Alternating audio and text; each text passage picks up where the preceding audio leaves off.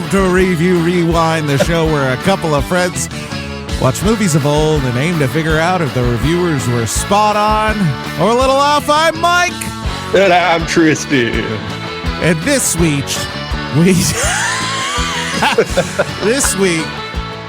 we're talking about Idiocracy. Bum, bum, bum.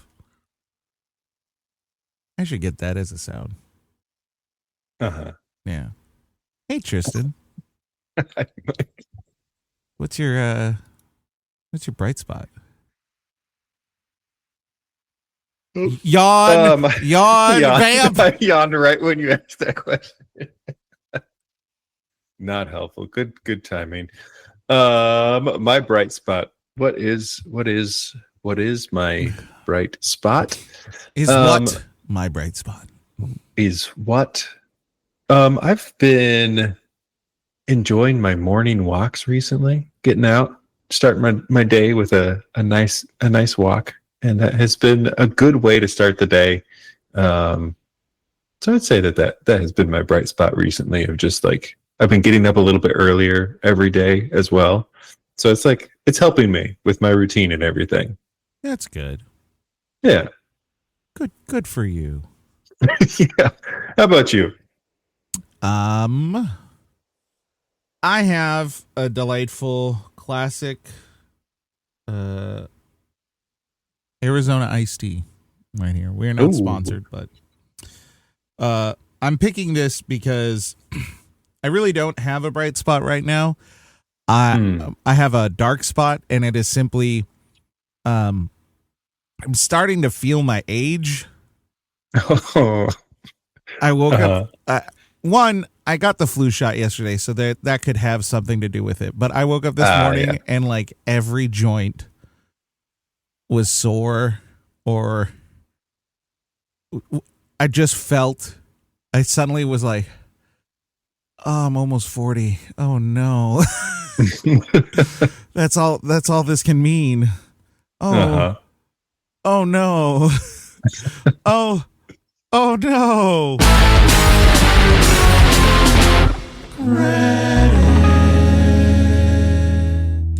Idiocracy, directed by Mike Judge. Screenplay by, I believe it's Etan, something to that nature. Cohen, Cohen, Eaton maybe, but I think I don't know. I don't. Also, he's from Israel though. I also don't care. Story by Mike Judge. Produced by Elysa Koplovitz and Mike Judge. Starring Luke Wilson, Maya Rudolph, Dax Shepard, and Terry Crews. Cinematography by Tim Suhrstedt. No, Suhrstedt. There's no N. Suhrstedt. How do you do SUHR? Sure. It'd be like a her sound. Anyway. Edited by David Rennie. Music by Theodore Shapiro. Production company, Judgmental Films. Distributed by 20th Century Fox. Release date, September 1st, 2006. Runtime, 84 minutes. Budget, $2,400,000. Grossed in the U.S., $444,000. Opening weekend made $124,000, and worldwide made a little under $500,000. So, by all accounts, a dud. Oh, it's not really a big budget, but compared to some of the other things that we've watched that have succeeded much more than this. Yeah. That's pretty Pretty wild. It's So before we move on, let's just go ahead and talk about the crew a little bit. the crew. So, Mike Judge, of course, the creator of Beavis and Butthead, Mm-hmm. King of the Hill, Mm-hmm. and we talked about him earlier this year. Yep, because he was the writer-director for Office Space, which we did enjoy. Eaton has done... Oh, boy. He did 29 episodes for King of the Hill. So maybe that's where they met. Oh, no. He was a staff writer on Beavis and Butthead. Idiocracy was his first full length. He did an episode of American Dad. Oh boy. He wrote a short called My Wife is the R Word, but don't censor it. He did the screenplay for Tropic Thunder, Madagascar, Escape to Africa, Men in Black 2, Get Hard, Holmes and Watson. Oh boy. I think that's Men in Black 3. Oh, 3. You're right. For those of you wondering why we misread a number, it's because it's the cubed sign. Yeah, it's real tiny. It's real small. I was also kind of still reeling from the previous title that I read. So, not a whole ton, but I mean, he's getting out there. That was a weird way to say that. Sorry. All right. It's a lot of credits. Let's see.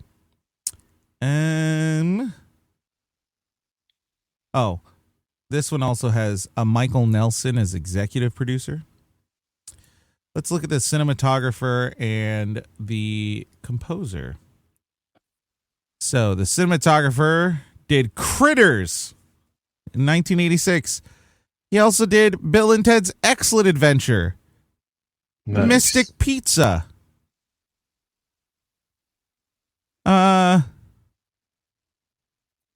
Some other stuff. Oh, he's done a lot. Yeah. Oof. He did Movie 43. Oof. He's done a lot of the kind of weird comedy. Yeah. Things. He did Teen Wolf back in 85. Ooh. He did The Brothers Solomon. The Hot Chick. Rob Schneider's just another guy. That's a South Park reference. He also did Office Space. So someone that Mike Judge had worked with before.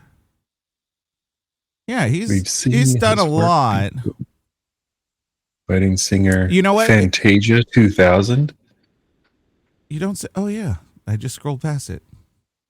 Oh, the live action, whatever the live action was. Mm-hmm. Ally McBeal. Oh yeah, Clock Stoppers. Yep. 9 episodes of Grey's Anatomy. Little Miss Sunshine. Oh. That's going to be on the list for next year. I remember enjoying Little Miss Sunshine. I could be wrong. Yeah, he's done a lot. Very,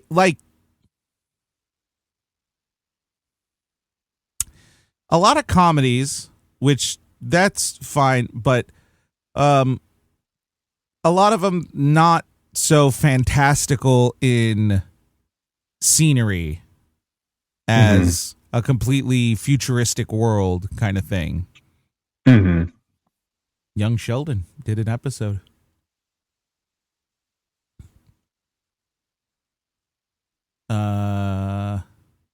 There's there's a TV movie called Office Race, starring a lot of people. Whoa. Beck Bennett, Joe McHale, Kelsey Grammer, JB Smoove, Allison Hannigan. What the hell? What is this? And it came out like last year? A couple of years ago.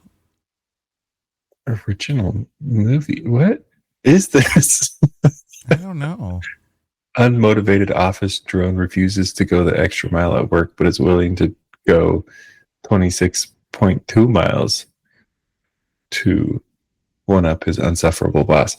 So they just respun Office Space. No. This is a different plot. I'm trying to think of a plot like that. Essentially, like an underachiever is petty enough to go the literal extra mile just to one up the person they hate. Right. But it's basically if you took Office Space and instead of having him be like, I just don't care anymore about anything, it's I care about this one thing and I'm going to do the best. Okay, got it. I see what you're saying. I see. Dead people. What? All right. Spoilers. Music. Theodore Shapiro. We have technically talked about him. Also composed for The Secret Life of Walter Mitty. Hey. Which, that one, I don't really... There was a lot of what is it? Soundtrack stuff. Spies in Disguise. Oh, did he do Dodgeball? Oh, he did the Ghostbusters reboot with the female cast. He did Zoolander 2.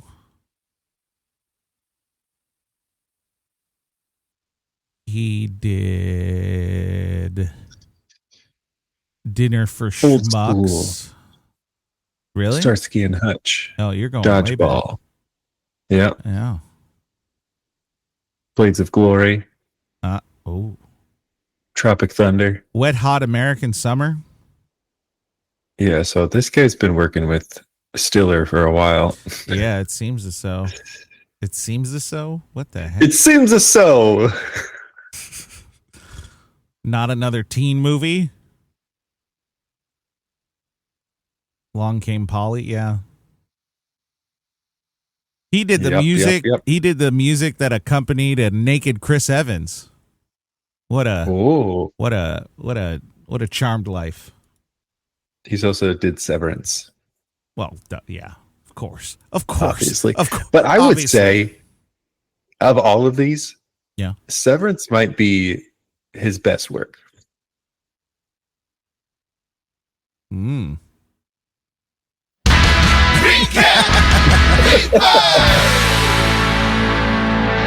Now we transition into the recap rewind, where we rewind and recap the film for you.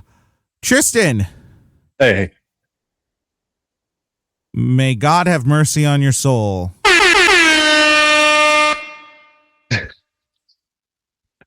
U.S. Army Corporal Joe Bowers, Luke Wilson, is average. He's average in terms of his mental, physical, and aspirational abilities. When told to lead,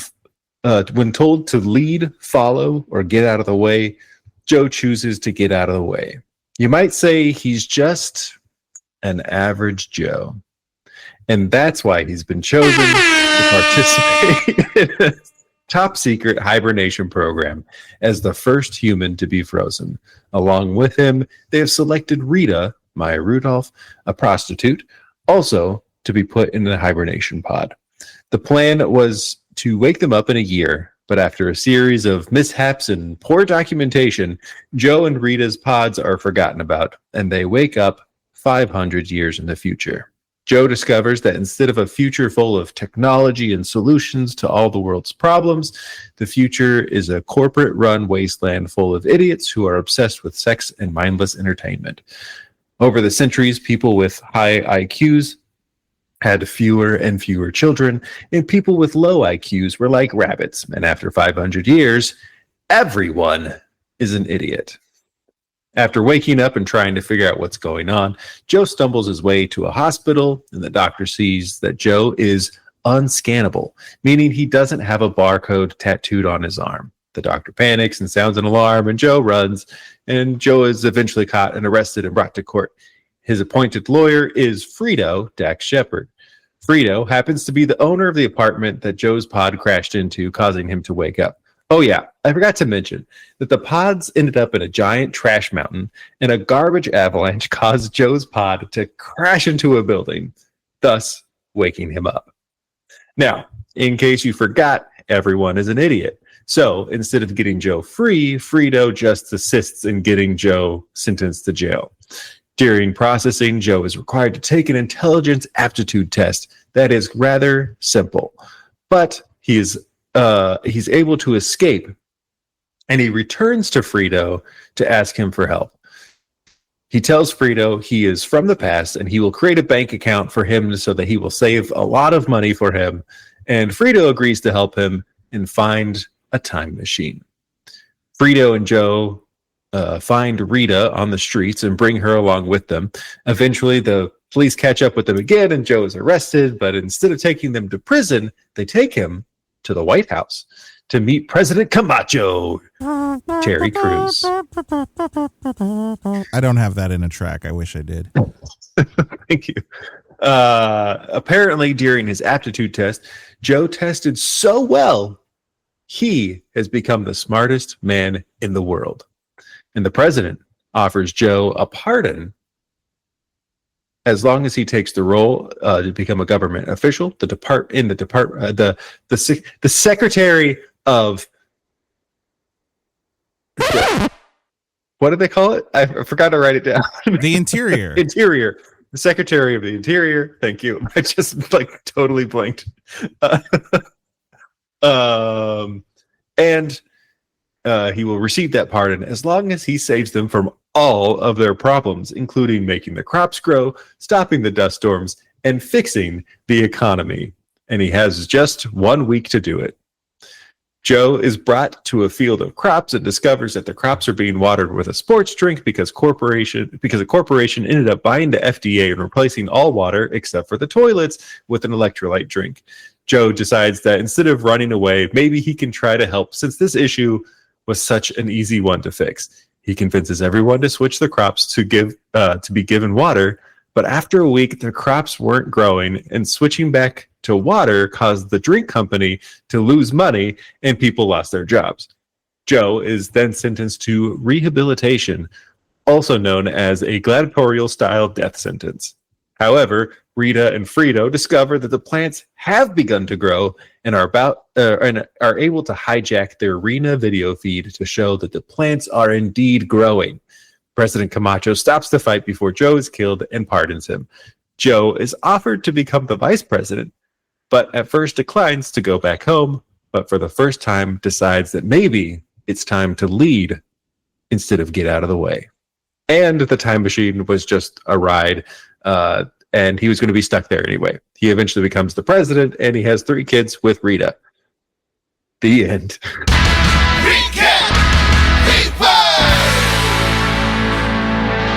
Hey, way to lead. Hey. Way to lead and get out of the way there, buddy.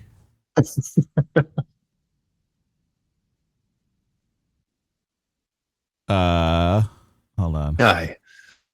Yeah. Oh boy. Hold on.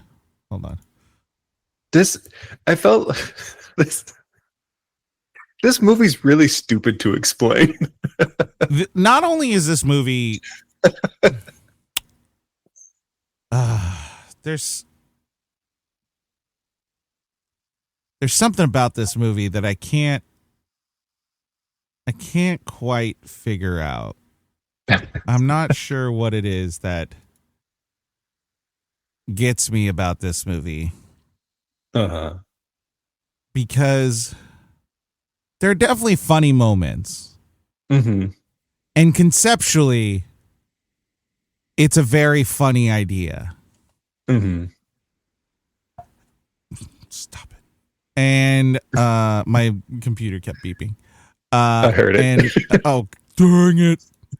And I don't know if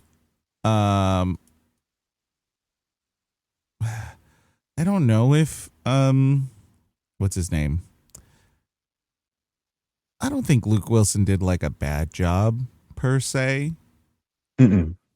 But there are definitely moments where I'm like, I don't know if I don't like this because of your character or because of you. Mm. You know what I mean? Like, Mm-hmm. I don't know if this is me hating on Luke Wilson or hating on Joe. Mm-hmm.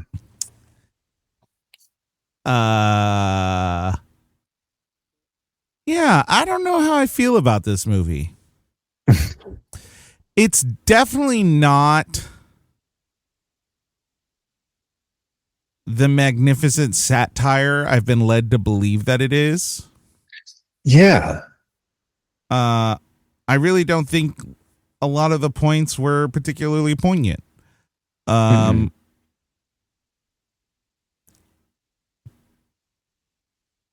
It has moments. Yeah. I think there was maybe like 2 moments that I actually did an out loud laugh. There was a couple more that I did a chuckle, but it was like, I don't know. The way that people have talked about it, especially recently, I expected there to be more. And I expected this to be like a laugh out loud funny movie. yeah. I maybe had 2 moments that made me kind of chuckle a bit, but everything else was like, oh yeah, that's funny. Mm-hmm. Oh, I get it. You know, Yeah. something's funny when you just go like, yeah, that's funny. Yeah, it's the same way that when I assume when a stand-up comedian is like running a joke by their friend and their friend's just like, oh yeah, that's funny. Yeah. That's good. Hold on.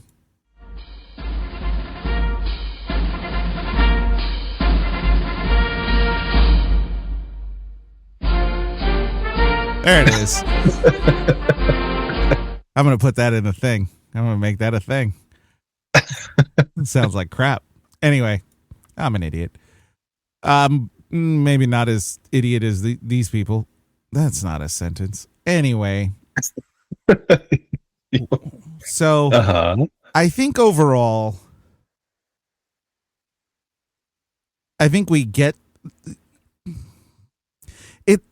You ever watch a movie and go, it's the same expression or like emotion as the previous example I gave of like the friend being like, oh yeah, that's funny. I got to the end of the movie and I'm like, I get it. I get what they're doing. Yeah. Okay. And it's not like you got it, so it's good. It's like, no, I get it. Yeah. I'm very indifferent about this movie. I felt like there were some things that they almost made commentary on that are still relevant. But then they never actually made that commentary. But like, I think the thing that probably was the most like yikes kind of satire of like, oh no, that's the thing that's happening, is like the corporate world and the federal government starting to bleed into each other. Yeah, that one was definitely uh-oh.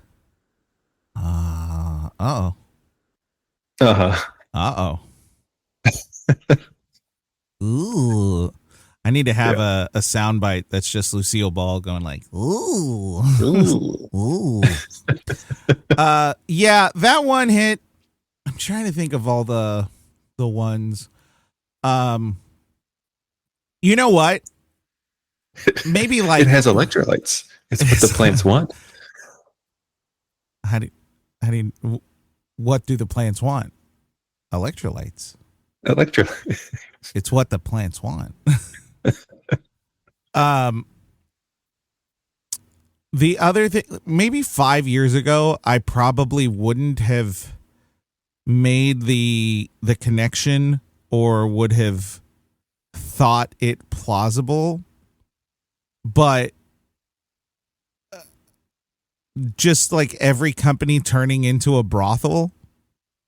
The only reason I say that is because it feels as though it's not a lot, but there are people who exist in society that are perfectly content with not only being okay that people know that they are avid porn watchers, but they like advertise it.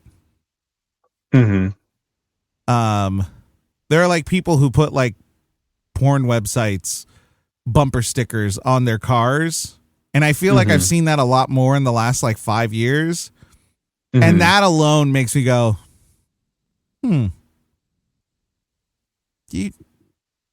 like you do your thing, go ahead.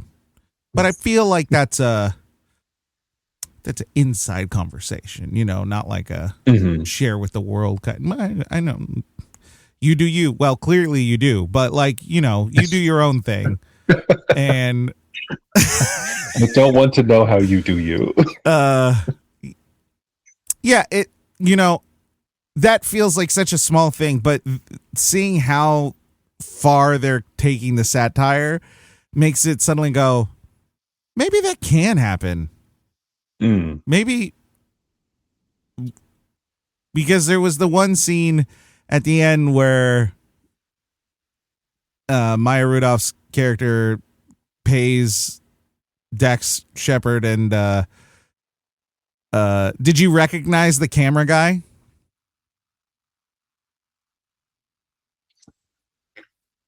I kept thinking he looks familiar, but he's from Office Space. He's the O guy, the O face guy, which makes him in this movie even funnier. Okay, that makes sense. I was like, this guy looks familiar, but yeah, Greg Pitts. What a name. Anyway, so them being strangers and then just very casually having a conversation of whatever sex act they were going to get at Starbucks. It was just one of those of like, 5 years ago, I think I would have said that wouldn't happen. Now I feel like maybe it would. Maybe it would. You know, maybe it would. Okay. So that the obsession with sex, the obsession with violence, 100%. That feels there. I know it wasn't like a 1-to-1, but President Camacho like shooting a gun and doing all that, and then right now our he was a wrestler and he became president and he was just shooting and drinking and all that, and it just made me think of Pete Hegseth, the defense secretary, whatever the fuck his name is. I believe he's the Secretary of War now. Well, that's what I was going to say. He changed it to Secretary of War. He just had all the generals fly to DC from wherever they were in the world, and he gave them the most idiotic speech ever. And he was promoting violence, but it was just it was just one of those things where if that hadn't happened this week, and I maybe would have been like, nah, I don't know.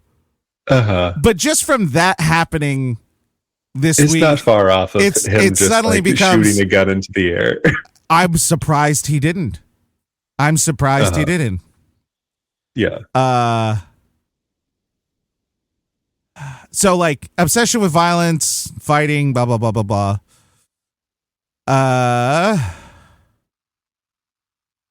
It being completely filthy.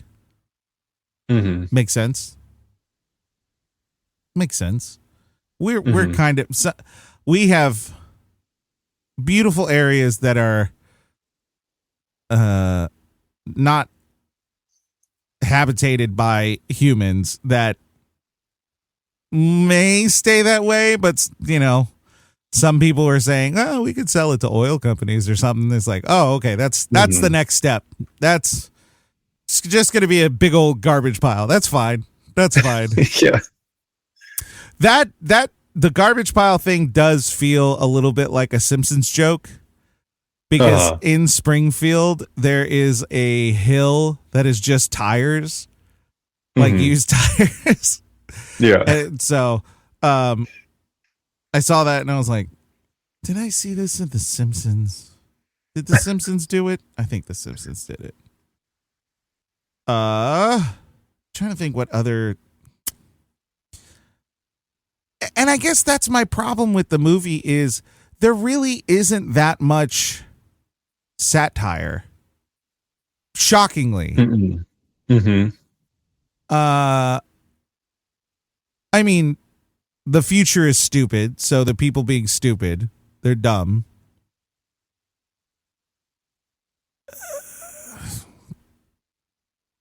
But there are kind of plot holes within that realm too, because maybe this is nitpicky. We've gone through this whole however many years, 500 years? Was it 500 years? Yeah, 500. So 500 years, the language has deteriorated to such an extent. Why does the president have a normal name? Right. Like he has a nickname in the middle, but his name is Camacho. Like his last name is Camacho. Somehow he kept his last name, and everyone else has some weird. Well, and he had a normal first name too. Yeah. How did that happen? There are lots of things that kind of fall apart as far as the movie's concerned.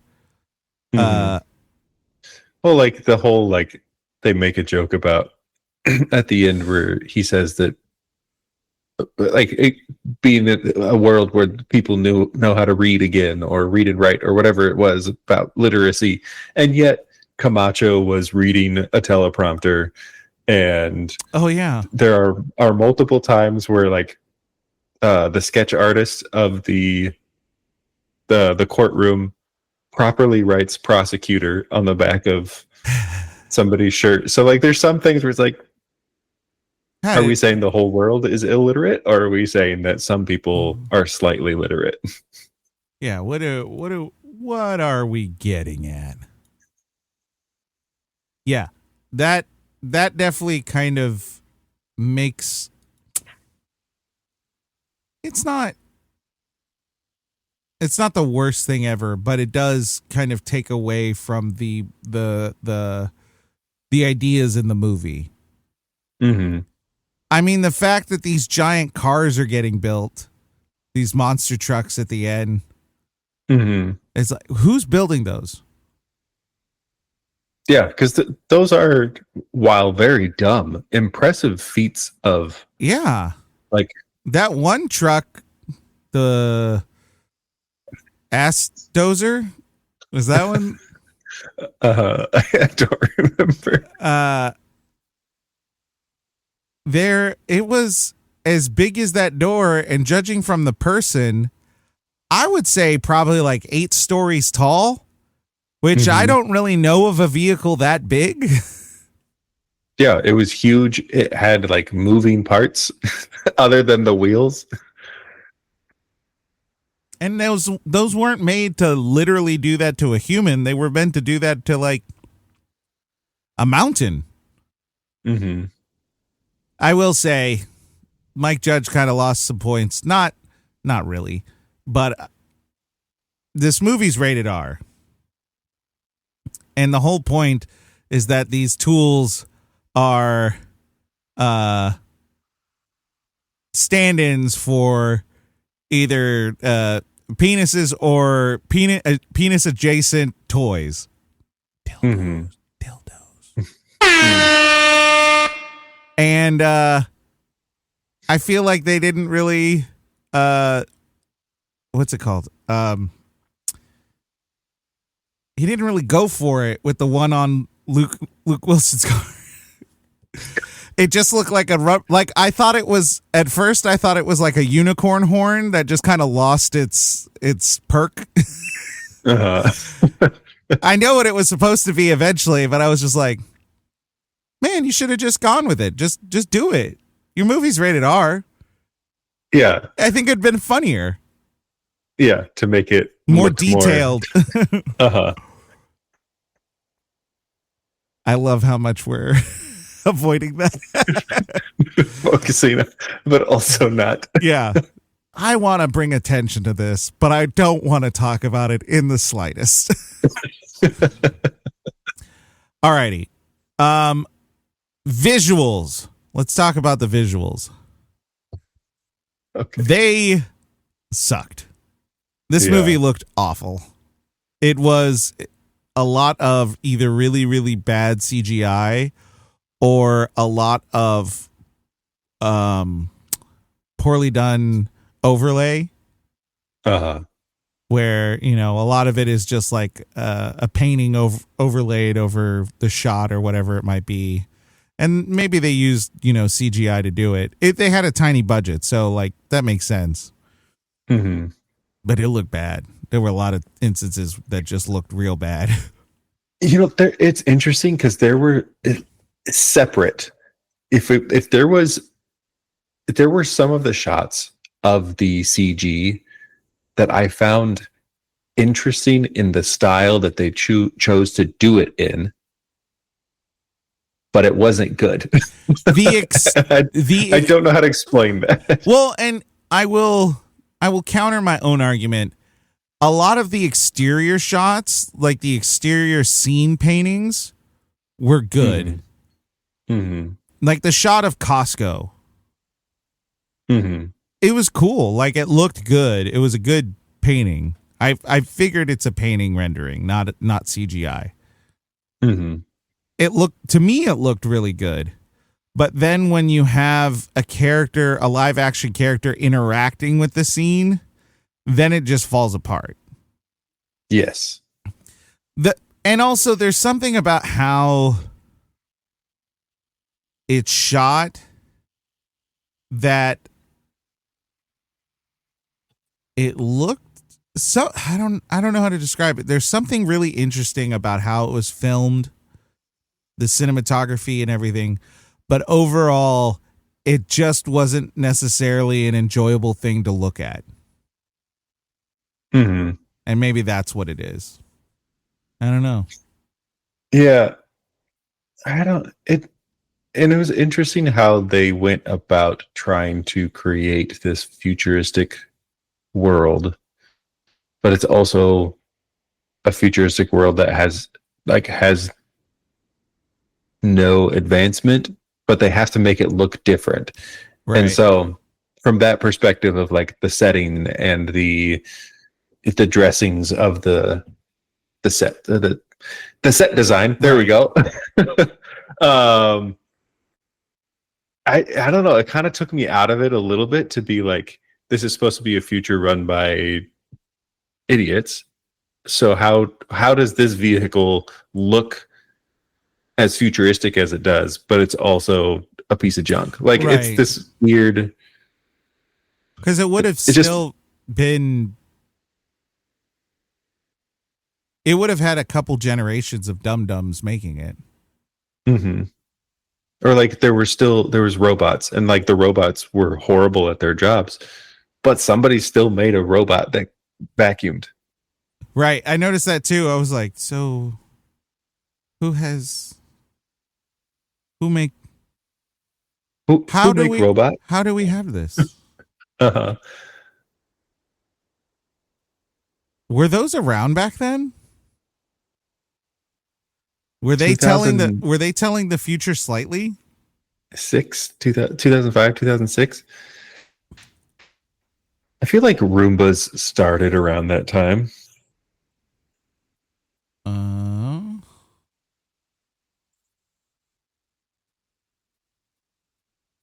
I don't know. First Roomba, 2002. Oh, there you go. Then yeah. There you go. That makes sense. So visually, like, there are good things, but also there's something. The amount of uncanny valley is present throughout. Mm-hmm. And it never escapes it. And I think that somehow is a issue, but I don't know how to describe it. Mm-hmm. So visually, meh. All right. Music. Music was fine. Yeah. It's just fine. I don't remember anything from it. Sorry, Theodore. Theodore. All right, let's go through the characters. Let's get through it. This will be a short one for once. Do you hear that? It's the sound of no one caring. Anyway. Nobody caring. Luke Wilson, Joe Bowers. Luke Wilson just played Luke Wilson. You know what's funny? You know, the Wilson brothers do one thing and they do one thing well, and it's play themselves. But here's the thing. Is Luke Wilson a dull person? Like, because he did that really well, but I don't know if that's him or if he's just really good at acting that. Yeah.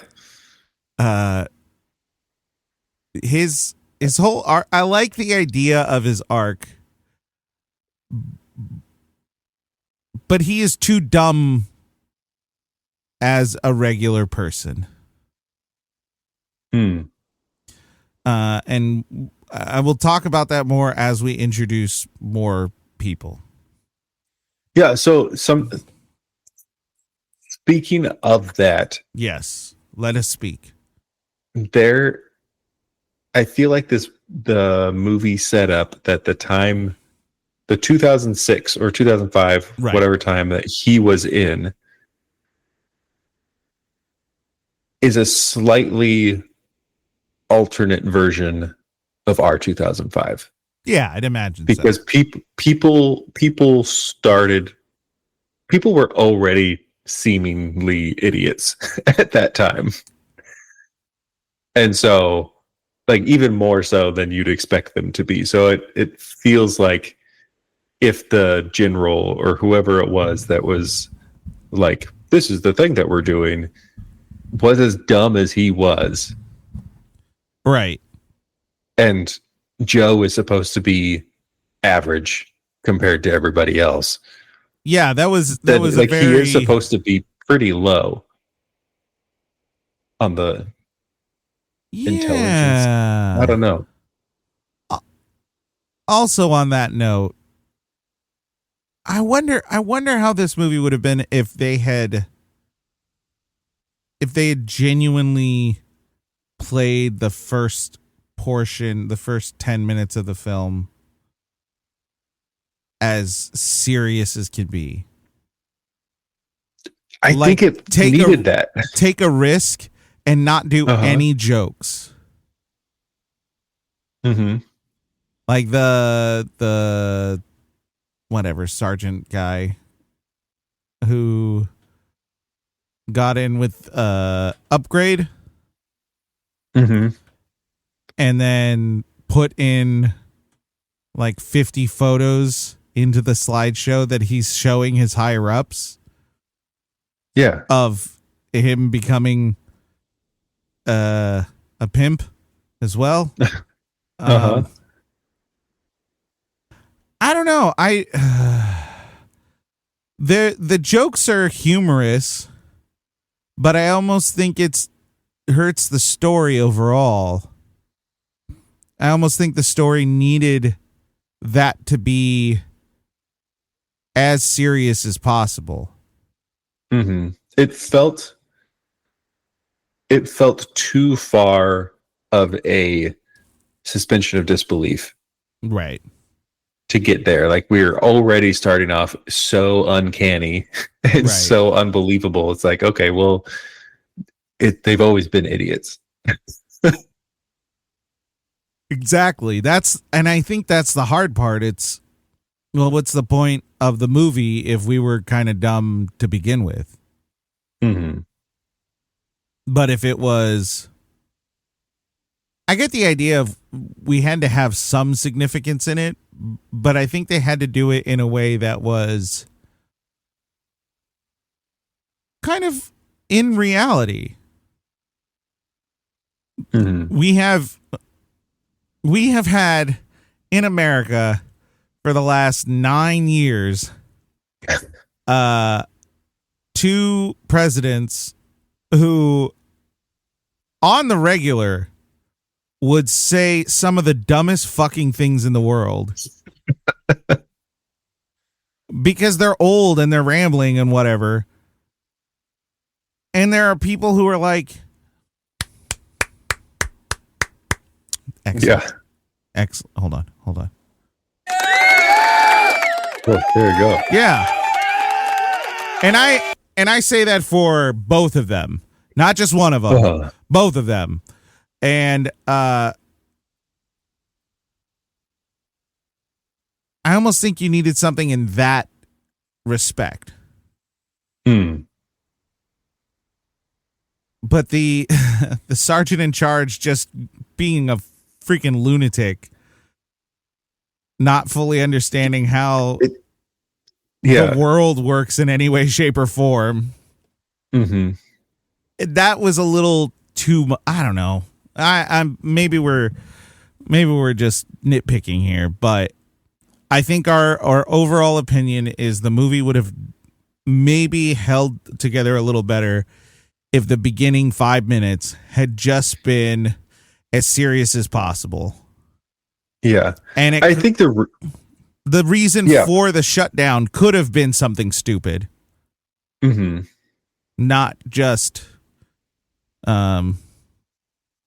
wannabe pimp man, got caught or whatever. It could have just been, oh, we're cutting funding because, corporations bought out the army or something. Mm-hmm. It's like, oh, okay. Yeah, we can start. I kind of believe that.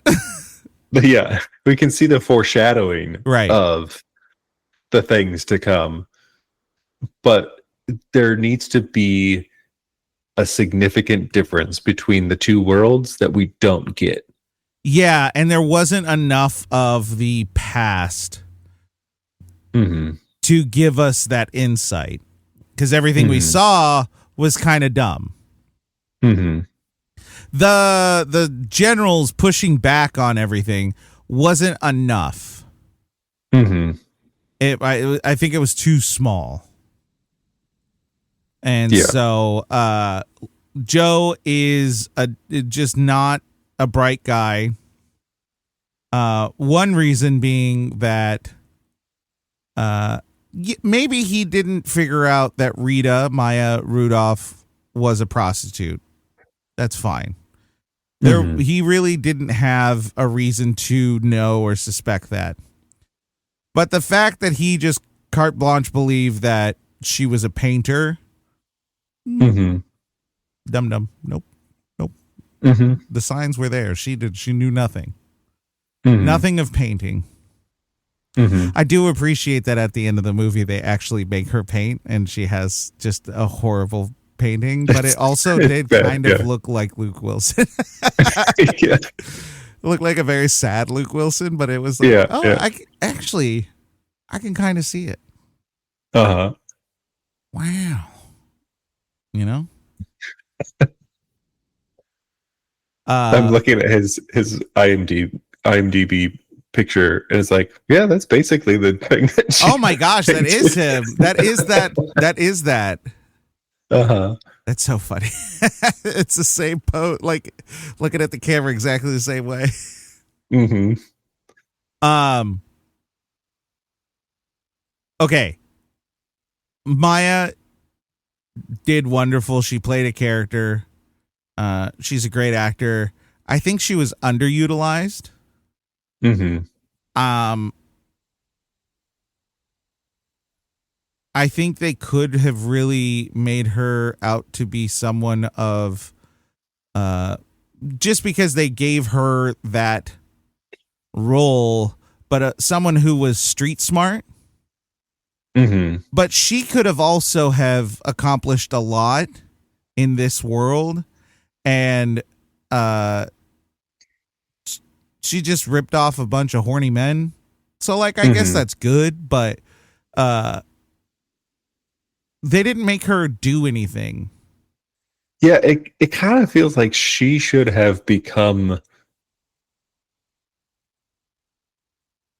like basically like taking over the empire of Upgrade or something. Like she should have been like running stuff from the street level. And the fact that they made her the CEO of Starbucks, it's like, okay.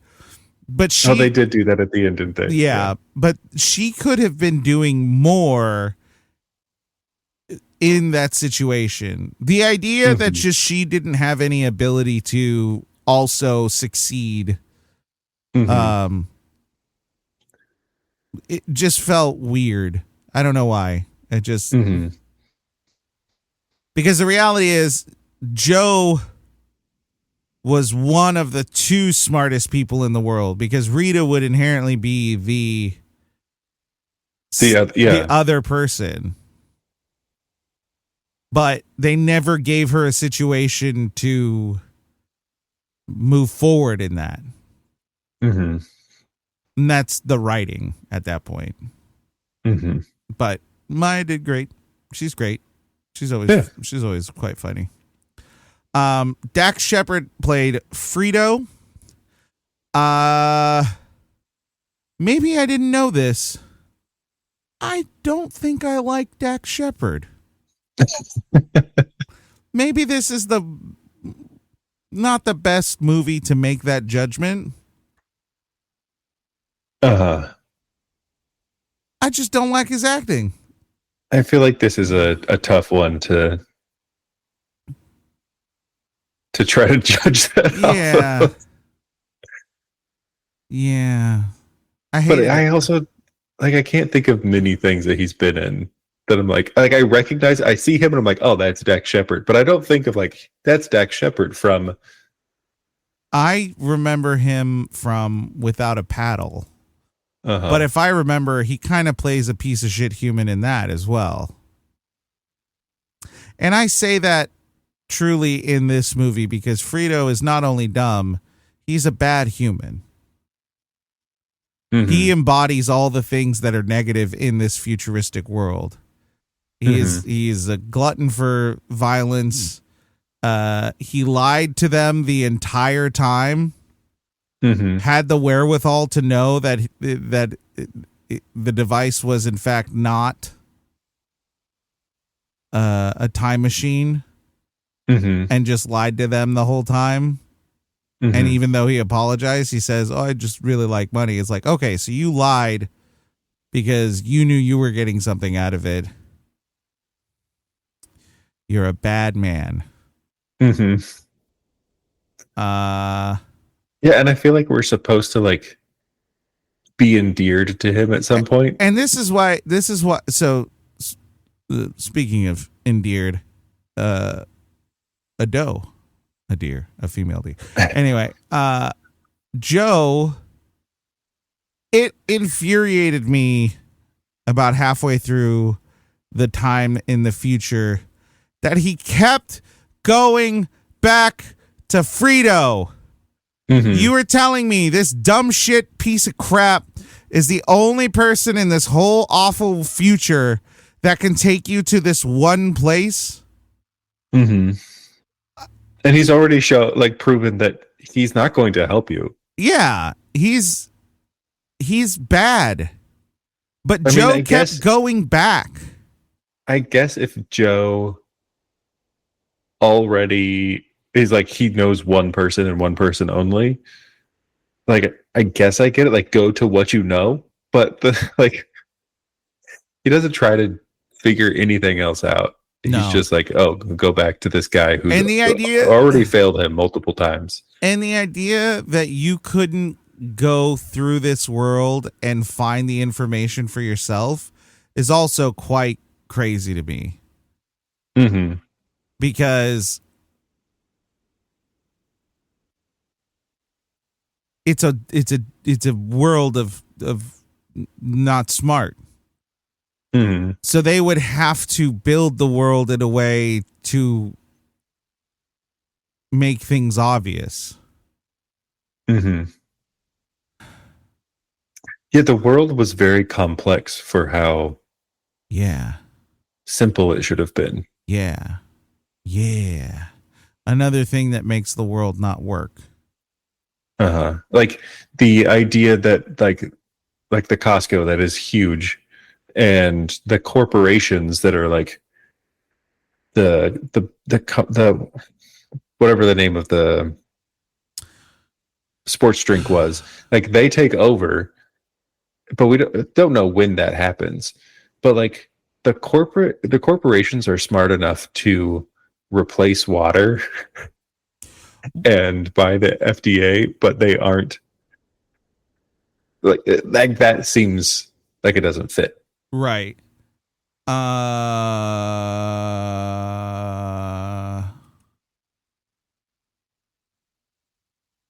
Let's see.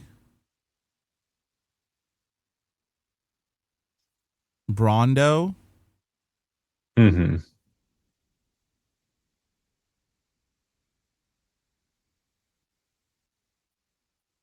I'm just reading one of the quotes again. What are those electrolytes? Do you even know?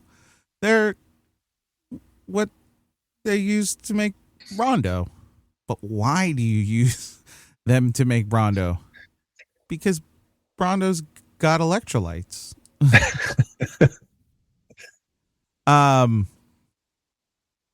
But Brondo's got what plants crave. It's got electrolytes. Also, before he uses water to do the plants, Brondo, the corporation or whatever, is making tons of money, apparently. Mm-hmm. So they at least are functional enough to make lots of money, too. How? How are they making lots of money? Mm-hmm. I don't understand. Also, sports drinks are based from water. Are they all drinking toilet water? Where is Brondo getting their water from? Where do they get their water from? That is a big hole in this movie. This movie has a lot of plot holes. Mm-hmm. So I've looked it up. 2330 is when Brondo took over, replacing water. They would have all died by then. Mm-hmm. What are they eating? You can't make anything without water. They're making chips. Can't make chips without water. They're eating fries. You can't make fries without water. How are they making food? Uh-huh. How do they have a supply chain? How are people getting Brondo? It's got what plants crave. You know? How did so you would have to have either some type of solar powered car, which would have been invented by someone smart, or you still have fuel. But the problem is you have to refine fuel. How are they gassing their vehicles? This needed to be a little bit more Mad Max in the dystopianness of it. I think, yeah. Absolutely. Agreed. The expanding on that idea, I think it needed to be now. Where you have lunatics and dum-dums who are in charge, but that isn't necessarily the public. It could be. It's a lot of the public, but maybe there are still a few not rich, sorry. I don't know why I even said it. I don't understand money in that world.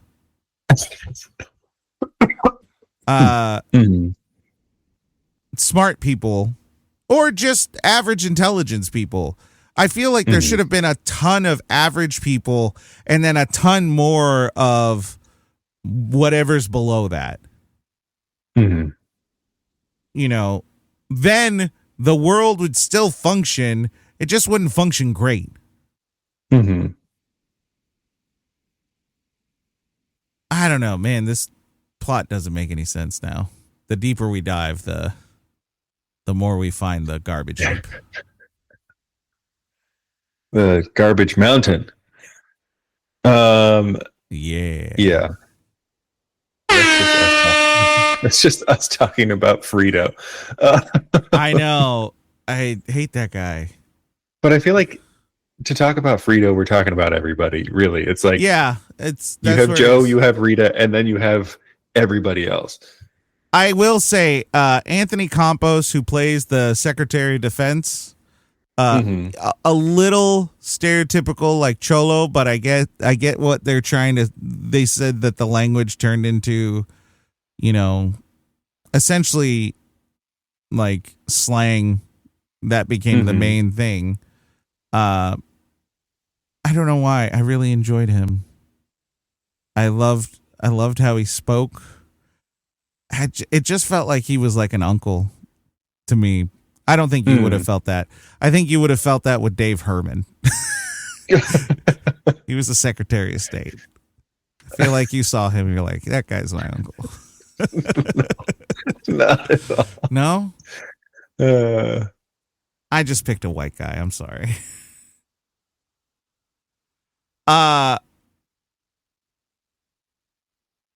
This movie is also terrifying.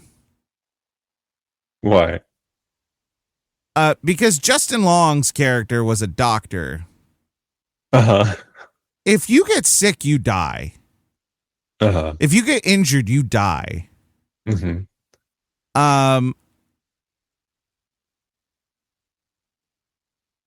Imagine how that world smelled. Putrid. Especially with that much like garbage and everything. Yeah. And, like, well, and the reality is those people were probably shitting themselves constantly. They're not showering. No. I mean, we saw Frito, like when he wasn't working, he was sitting in his chair drinking nacho cheese and baiting. Yeah. Baiting. Ew. And it seemed as though all of his clothes are disposable. Am I understanding that? Like when he grabbed the shirt, it came out of like those rubber glove dispenser, the box, almost like a tissue. Yeah. So by that, I almost assume it would be disposable. So they're just throwing their clothes away. Who knows how long they wear it for? That's a horror movie to me. It's icky. Yeah, it's yucky. No me gusta. I didn't like any of that.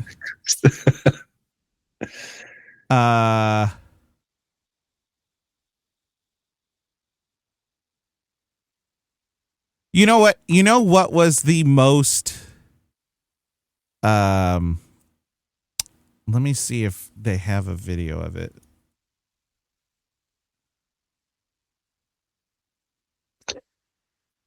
But the most poignant portion of the film was when the beginning, the opening scene, which we are going to just watch. Why not? Who's going to stop us? Mike Judge? I will. No, I guess I'll say it after we watch it. Okay. The reason I want to bring this up is because maybe not so much the reasoning for why quote unquote dumb people were the ones populating too much, but this actually has a very on point explanation for how a lot of countries' populations are declining. And let's see if we can. The 21st century began. Human evolution was at a turning point. Natural selection, the process by which the strongest, the smartest, the fastest reproduced in greater numbers than the rest, a process which had once favored the noblest traits of man, now began to favor different traits. Most science fiction of the day predicted a future that was more civilized and more intelligent. But as time went on, things seemed to be heading in the opposite direction, a dumbing down. How did this happen? Evolution does not necessarily reward intelligence. With no natural predators to thin the herd, it began to simply reward those who reproduced the most and left the intelligent to become an endangered species. Having kids is such an important decision. We're just waiting for the right time. It's not something you want to rush into, obviously. No way. Oh, shit, I'm pregnant again! Shit! I got too many damn kids. Thought you was on the pill or some shit. Hell no! Must have been thinking of Brittany. Brittany? No, you didn't. There's no way we could have a child 5 now. years later. Not with the market the way it is, no. God, no, that just wouldn't make any sense. Come on over here, bitch! That was immediately like, when they said that, I was like, oh yeah, totally. I get it. I have 2 kids and I'm like, oof. It's rough. He don't care about you. Yeah, well, there must be something he likes over here. Ain't nothing to me, baby. Oh, shit. It wasn't me. Is that actor getting fatter? So we finally decided to have children, and I'm not pointing fingers, but it's not going well. And this is helping. I'm just saying that before I have in vitro, maybe you should be willing to... It's always me, right? Well, it's not my sperm count. Yeah! I'm gonna fuck all of y'all! That's my boy! While this is all happening, there is a graphic that is a family tree, and it just keeps adding more and more to it. Cleavon is lucky to be alive. He attempted to jump a jet ski from a lake into a swimming pool and impaled his crotch on an iron gate. But thanks to recent advances in stem cell research and the fine work of Doctors Krinsky and Altschuler, Cleavon should regain full reproductive function. Get your hands off my junk! Unfortunately, Trevor passed away from a heart attack while... There's going to be a joke there, but you'll have to watch the movie. Getting his master's degree. Yeah. But it's looking at the economy, the politics. There are people who are looking at life and going, maybe it would be too hard to bring another life in here, and maybe we just don't, which is a very reasonable idea. And then you have those who take no precautions whatsoever. Mm-hmm. And so that was one of the things that when it was happening was like,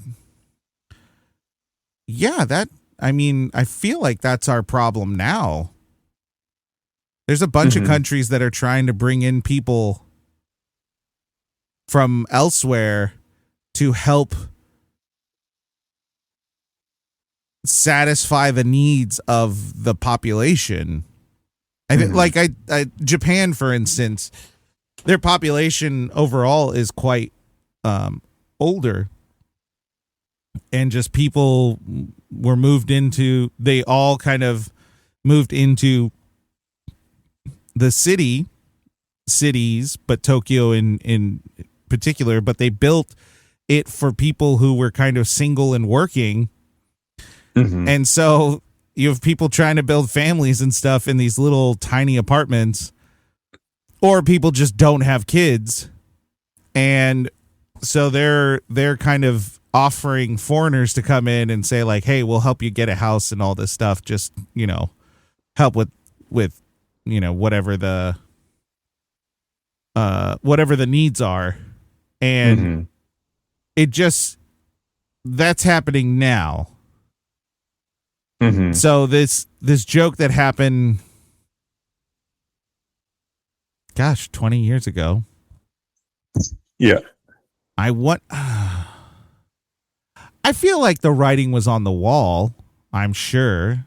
I mean, our country, I think, is we're having less children as a whole.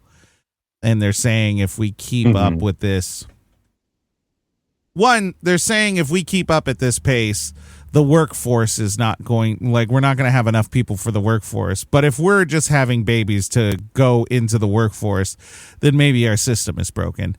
So let's just change the argument there.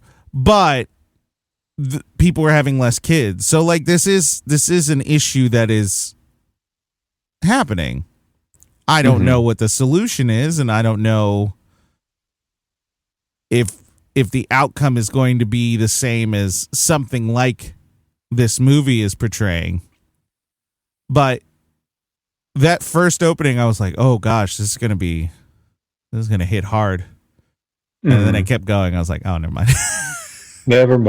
Never mind. I brought that up because I just saw the two, they're listed as the yuppie husband and the yuppie wife.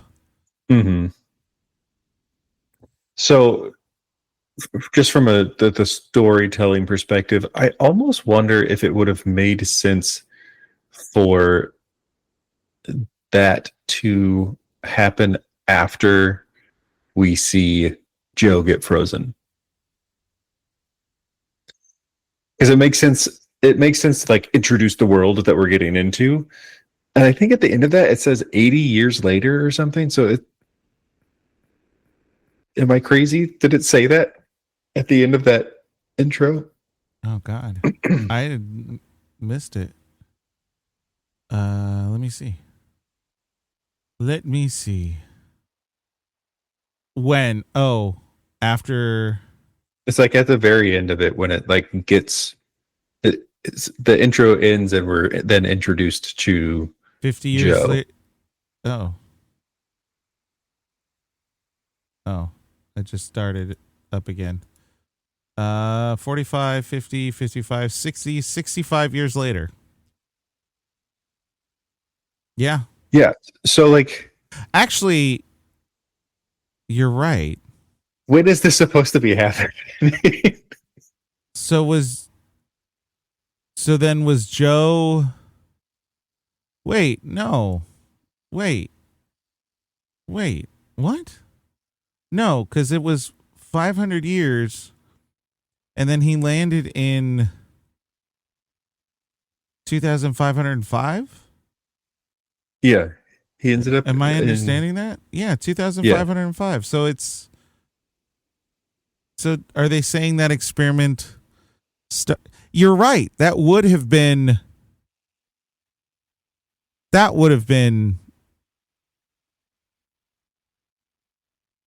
It would have tied together and made more sense after. Because you're right. Immediately going to Joe after that is a little confusing because when are we starting? Right. And it's like it shows that big number and then it takes us back to then or something. Like it's a very confusing thing where it's like, let's see Joe, let's have him get frozen, and then we get the narration of like blah blah blah blah, and then it tells us what happened over the course of that 500 years, because we get a narration during that point anyway. But I don't know. I feel like this movie leans too much on narration to explain things, and it's just a shortcut to getting us to the next thing. Right. Fun fact: Beef Supreme. He's the guy with the flamethrower who's trying to kill Joe. Yeah. That's Andrew Wilson. That's the other Wilson brother. I saw him and I was genuinely like, this guy looks really familiar, but I have no clue where the hell I've seen him from. That's it. He is a Wilson. And if you look real close, you could see the nose. Look at that nose. Look at that nose. And my other thought was, who is documenting those interviews? Right, because it presents it as like a research documentation. Thing. Yeah. It's not a narrator talking to the audience and the audience is getting that information. It's presented as research. Right. So who's doing that? Yeah.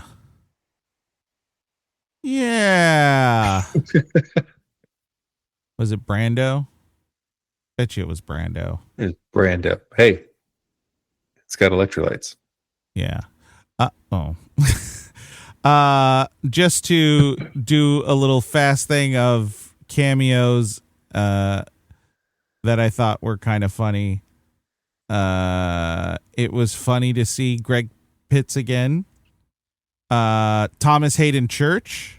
That was fun.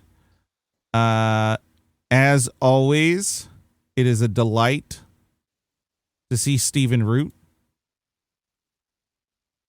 I love Stephen Root. He played Judge Hector BMW. Now I just want to go through some of these names and see how many of them are normal names. Mm-hmm. So we got Camacho.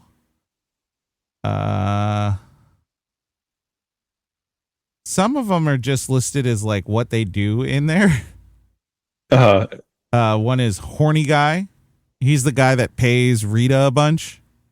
That's how they put him. Main character from Ow, My Balls Guy. They don't really give names to people. No, everybody is just based on like who they were.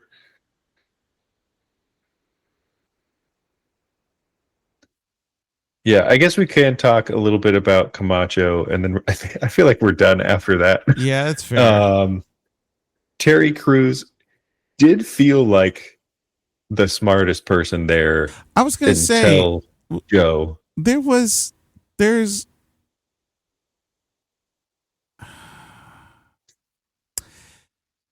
He's not dumb per se. I think he just wants to live out his vices. Mm-hmm. And the world allows him to. Mm-hmm. Like he wants to smoke and drink beer and ride motorcycles and shoot guns and be surrounded by beautiful women who will sleep with him. Mm-hmm. But also he does seem somewhat intelligent in that, like, he can read, like you said. He felt like he should have been a smart person blending in. That's what I think I actually think that would have been really funny. Mm-hmm. If he comes up and he brings this guy and, you know, eventually they have a meeting and he's like, look, I know what I'm supposed to do, but I don't want to. Yeah. You tell me how else I can just do whatever I want and get away with it. Huh? Mm-hmm. You know, he could just tell Joe, he could just be like, look, if you fuck this up for me, I will kill you. And you'd be like, I believe him. Uh-huh. I believe him 100%. He was aware enough to know how to ride a motorcycle. There's so many things in this movie. And I'm like, how do you, Because he did not feel like an idiot like everybody else. No, there was something different about him. He was a wrestler of sorts. I mean, you could have literally just made the joke of it's kayfabe. Mm. Do you know what that is? Mm-mm. Oh, okay. Oh, I'm going to explain something. Educate me. Kayfabe is just the idea of the world that you build within, like, the wrestling world. So, okay, yeah. The Undertaker is not an actual dead man. Right. He's not a zombie. Uh-huh. He's not, an empowered demon of sorts. Mm-hmm. But the kayfabe means as long as the cameras are on and as long as there's an audience, everyone lives as though it's real. Mm-hmm. And that feels as though that's what Camacho could have been. Mm. Where you create this kayfabe where he knows he's not the dumbest person in the world. And, or rather, he knows that he is smarter than everyone, but he doesn't want to lose what he has. And what he has is literally just living through his vices. I'm going to share my screen for a second because I did not see this. So there's a Carl's Jr. commercial. So I have a screenshot here of Frito's TV, and there are two things on here: beer and Carl's Jr. And Carl's Jr. is advertising its burger, 100% pure ground beef. Who's doing that? You cannot tell me those cows are surviving on Powerade or whatever the hell it was. But it's got who's brewing the beer? It's got what plants? It has there's a tea company. Mm-hmm. How they make tea? Nasty. It's good. Quietly refreshing with a rough punch. Low key, there's a lot of good jokes here. Oh, I didn't even notice that one. So when they demolished the building that Joe and Rita were in I guess the present time, a sign came up and it said Fuddruckers. Right? Fuddruckers is a burger joint if you've never been. Do you notice this one right here? Yep. I didn't notice that before. If you don't know, I don't know, go look up the pictures. Some letters move around. Yeah. There's a lot of sex jokes in this movie. Oh, my balls. I don't know. That was kind of funny. Okay, so I feel like this movie would work really well as a short film. It's already a very short film, but like from the context of this is a feature length because it meets the hour 30 mark or whatever. Right. But I think the concept is short film quality. Right. It barely works as long as it is. Yeah. And you can make it a lot punchier if you're doing it shorter. There's a lot of gags on here that I just did not. Mm-hmm. Oh my God. If you don't smoke terotons, fuck you. And then it says down here, warning, the Surgeon General has one lung and a voice box, but he could still kick your sorry ass. I did not see hardly any of these jokes. You think they modeled Stephen Root after Wolverine? It looks like it. I know. That's why I was wondering. I was He's just got suddenly like, big old sideburns and the hair flare. oh man, what a weird movie. All right, that one.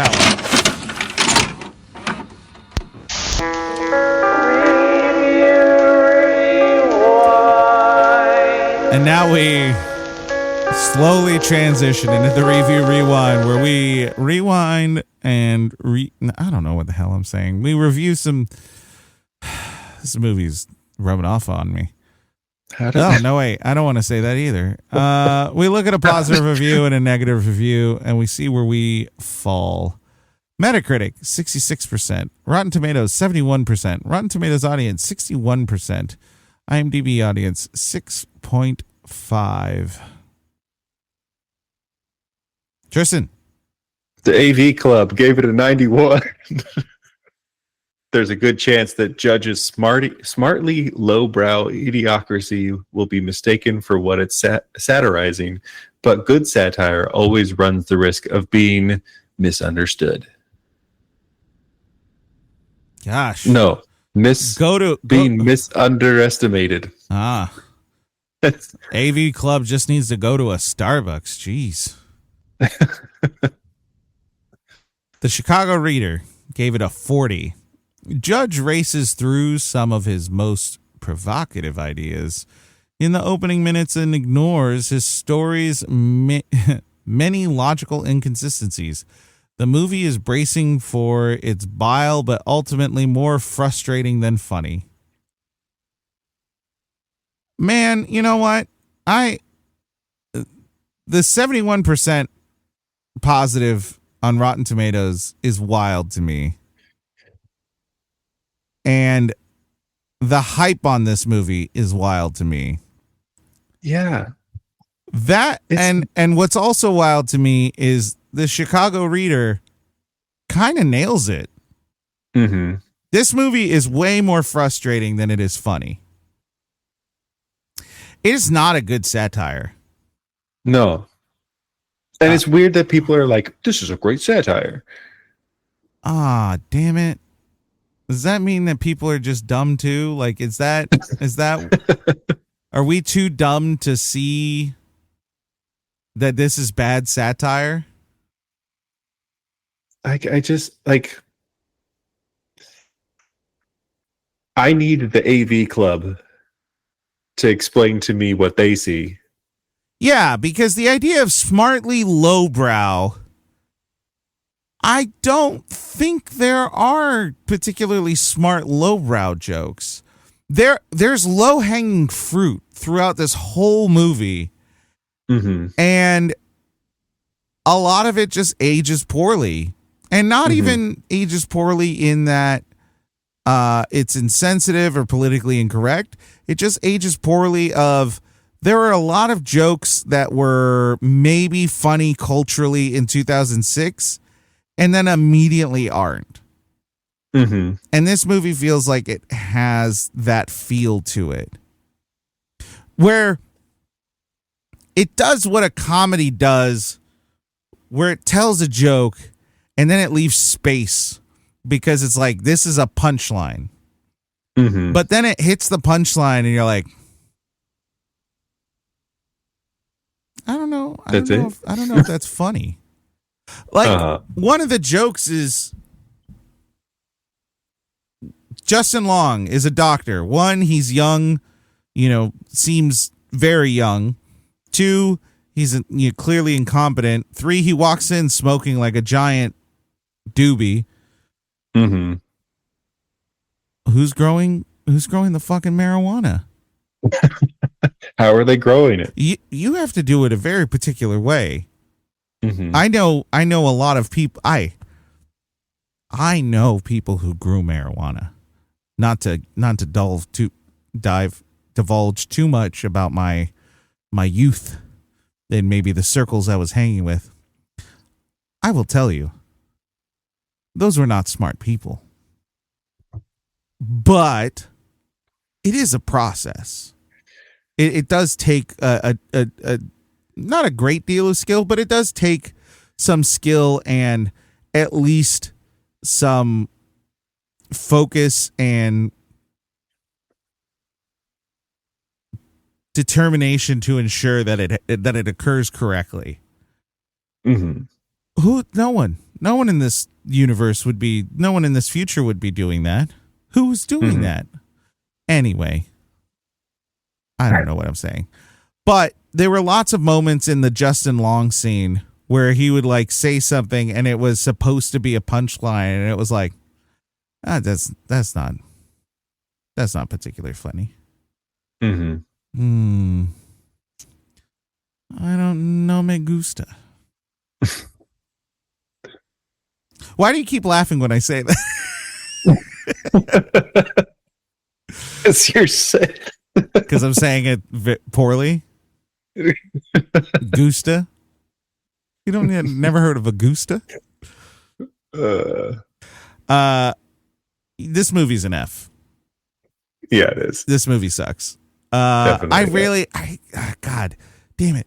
I really wanted it to be good. I really wanted it to be good. I wanted to see some aspect of satire. We've had movies that weren't necessarily good movies, but had good satire in it. Mm-hmm. This is both a bad movie and poorly executed satire. Mm-hmm.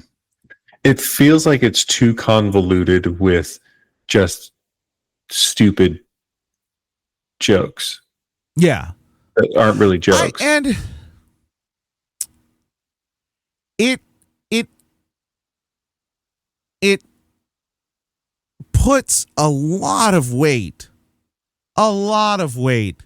just on the look at how dumb this guy is. Haha, isn't that funny? Mm-hmm. And there's a point where it's a point where it gets kind of exhausting.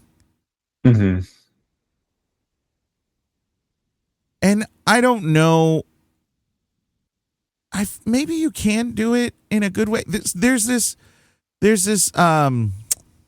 Neil Simon play called Fools, which is a small cast play. I did it in high school. I was in it in high school. And it is this country in some Slovak area, and not a country, a village in this little Slovak area. And everyone is cursed with stupidity. Mm-hmm.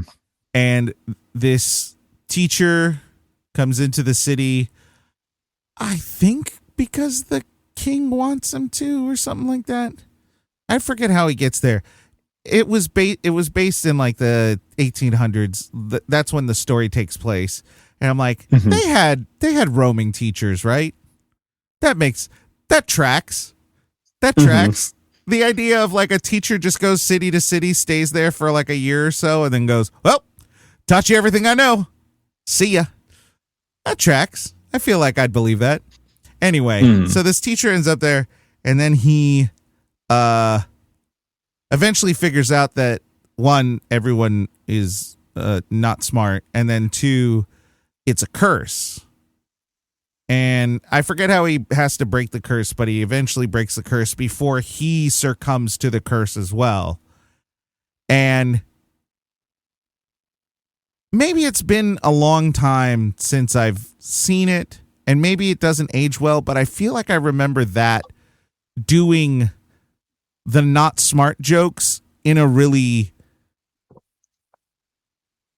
kind of clear way.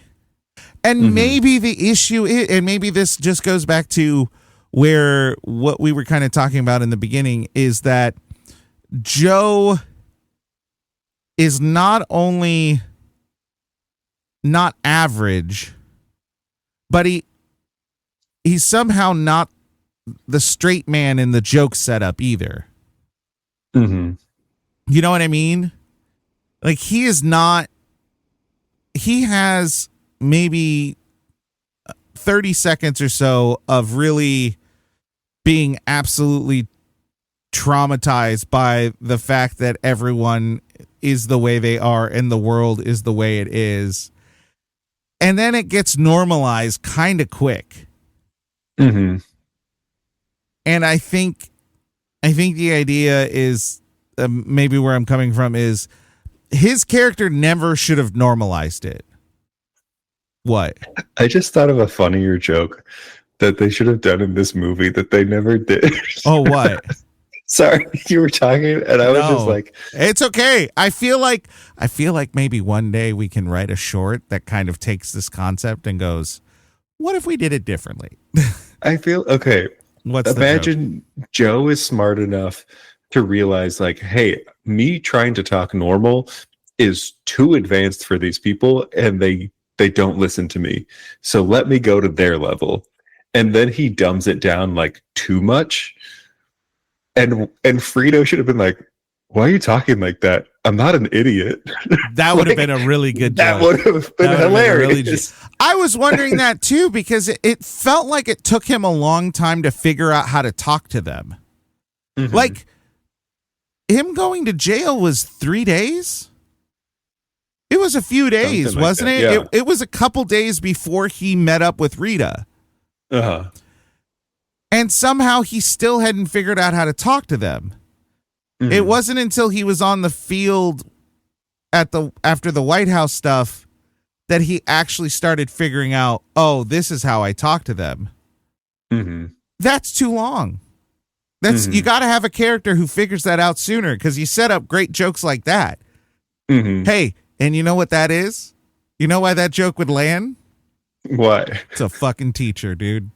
That's my life. It's my whole life. Sometimes I say stuff and I see their faces. Everyone talks about the Gen Z stare. No. It's just, we're just saying it wrong. That's all. That's all it is.